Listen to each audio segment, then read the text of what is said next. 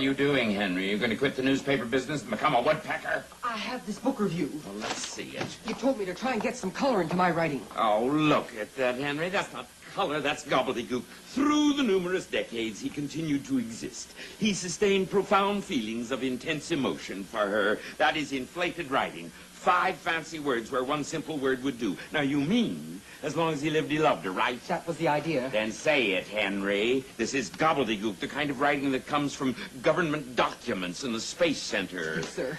Someday, Henry, your life may depend on your ability to express an idea clearly. Yes, sir.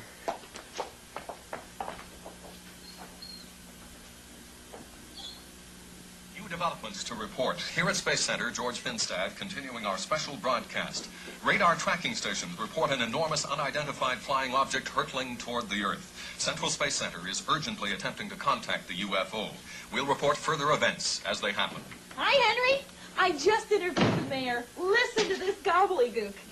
It's my considered intention to commence at once a thorough and complete rejuvenation of the existing animal facilities. You know what he's saying? He's going to clean up the zoo. Great balls of fire! Do you know what's happening? An unidentified object is hurtling straight toward us.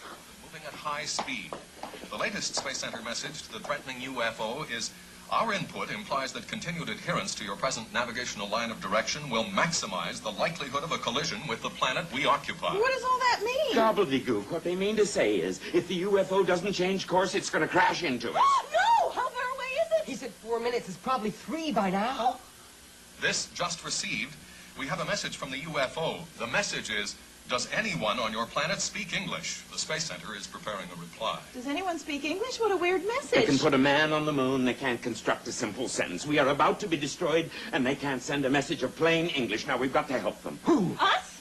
Ooh, that we'd lose a great story if the Earth were destroyed. Henry, call the Space Center. Collect. What? Well, our expenses to save the Earth may not be tax deductible. Please stand by. Another message from the Space Center. Miss Newton, Here's take the this latest down. attempt to contact the UFO rapidly bearing down on the Earth. The Space Center has sent this message. All recent endeavors to normalize communications with you are encountering a lack of success. Request feedback at maximum speed to ensure continued stability of planet Earth. No UFO can understand that message. Type this. To UFO. Turn back before you destroy the Earth.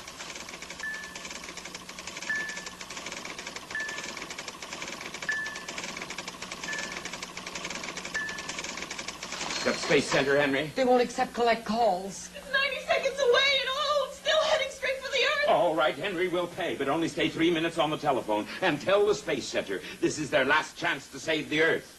Mr. Morton said to send this message to the UFO. Turn back before you destroy the Earth. There's been nationwide reaction. How's the time, Miss Newton? 70 seconds. Oh, my God.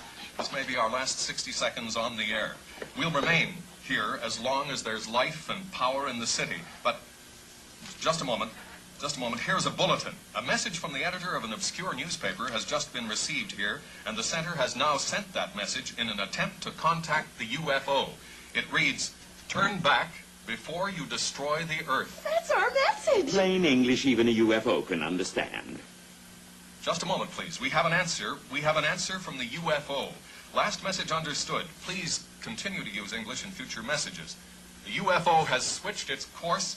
Planet Earth is safe. We're safe. We saved the planet Earth. I'll be back after another word from our sponsor. Henry, let this be a lesson to you. Gobbledygook is dangerous, and we may not always be on hand to provide clear sentences. Then who'll save the planet? You? You?